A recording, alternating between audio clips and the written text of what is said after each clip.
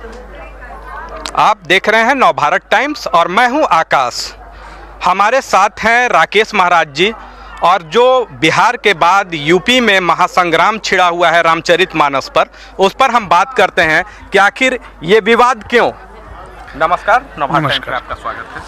सर्वप्रथम मैं नवभारत टाइम्स को धन्यवाद देता हूं कि हमारे यज्ञ के जो लक्ष्य हैं उस लक्ष्य को जनमानस तक पहुंचाने का कार्य कर रहे हैं। इसके लिए इस न्यूज़ चैनल को हार्दिक बधाई।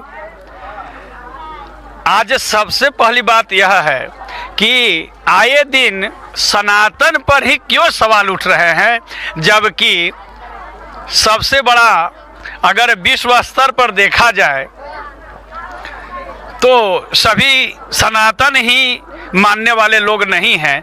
उन पर हमारे राजनीतिक पक्ष के लोग क्यों नहीं सवाल उठाते, केवल सनातन के ऊपर ही क्यों उठा रहे हैं। और भी तो धर्म है, क्या सनातन के अंदर बुराई है, अच्छाई नहीं है?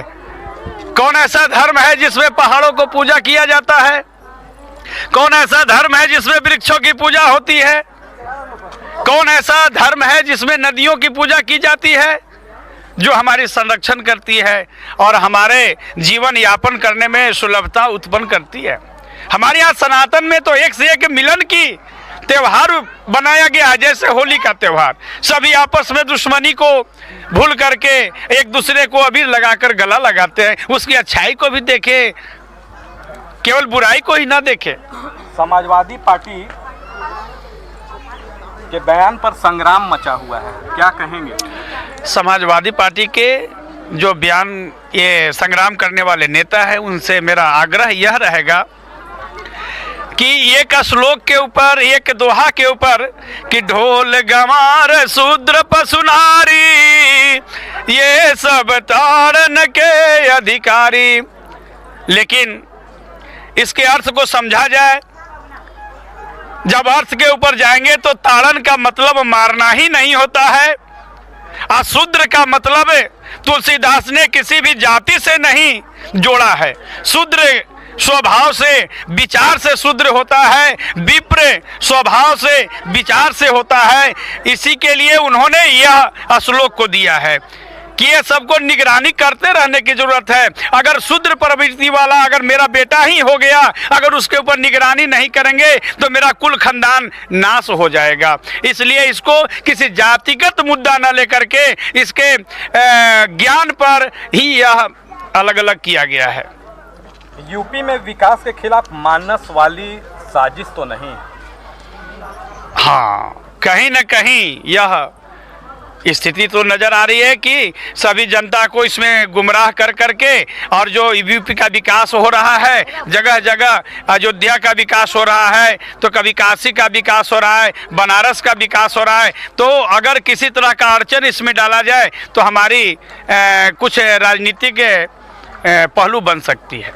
मानस विवाद शूद्रों के अपमान से जुड़ा नहीं तो नहीं है? नहीं, मानस में शूद्र जाति से है ही नहीं। अगर जो रामायण के मर्मज्ञ है उनसे मेरा आग्रह है कि शूद्र के कोष्ठ में अगर कोई जाति का वर्णन है तो हमें कृपया बताने का कष्ट करें।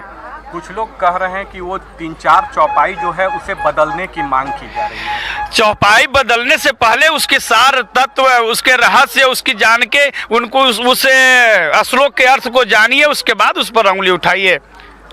अब एक श्लोक ये भी है कि विप्र अगर सकल गुण से हीन है फिर भी उसे पूजिए, अगर शूद्र सकल गुण से खान है उसको नहीं पूजने के लायक है। इस पर भी विवादास्पद हो सकता है, लेकिन महानुभावों से मेरा आग्रह है कि यह जानने का प्रयास करें कि विप्र शब्द का प्रयोग क्यों कहा गया और ब्राह्मण कहते हैं क्यों। नारद जी हमारे देवर्षि बने। श्रीमद् भागवत कथा के अनुसार पूर्व जन्म में नारद जी एक दासी पुत्र थे, जो अपने संस्कार से, अपने ज्ञान से, अपने तपोबल से उनकी जातिगत जो दोष लगा हुआ था उसे उन्होंने त्याग करवाया और उसके बाद फिर देवर्षि बने।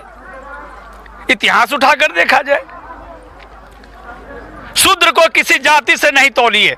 शूद्र विचार है, ब्राह्मण एक विचार है, ये कोई जाति नहीं है। यह सनातन नहीं सिखाया है, कहीं डिस्ट्रीब्यूट नहीं किया है कि ये भूमिहार हैं, ये राजपूत हैं, ये ब्राह्मण हैं तो इनको शूद्र नहीं हो सकते हैं। आज हमारे समाज में भी, ब्राह्मण समाज में भी शूद्र पड़े हुए हैं, मांस खा रहे हैं, मदिरा खा रहे हैं, कोई वेद का ज्ञान नहीं है, क्या उनको ब्राह्मण कहेंगे? यह विवाद का कोई सवाल ही नहीं उठता है। आखिर रामचरितमानस पर पहले बिहार में विवाद हुआ, अब उत्तर प्रदेश में ऐसा क्यों? ये राजनीतिक मुद्दा बनकर रह गया। भाई, जब बिहार की सत्ता जिनकी है और यूपी की सत्ता है, अब इन आपको तो जान रहे हैं कि हमारे माननीय राहुल गांधी जी का एक मिशन चल रहा है ना, भारत जोड़ो अभियान चल रहा है उनका, या चला पहले, वो अभियान समाप्त भी हो गया, मुझे पता नहीं है उसके बारे में। तो कहीं न कहीं प्रधानमंत्री बनने की लालसा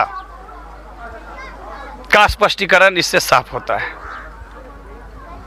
रामचरितमानस का राज नहीं। हमारे साथ थे अभी राकेश महाराज जी, जिन्होंने बहुत ही बारीकी से सारी चीज़ों को बताया। नवभारत टाइम्स के लिए आकाश कुमार।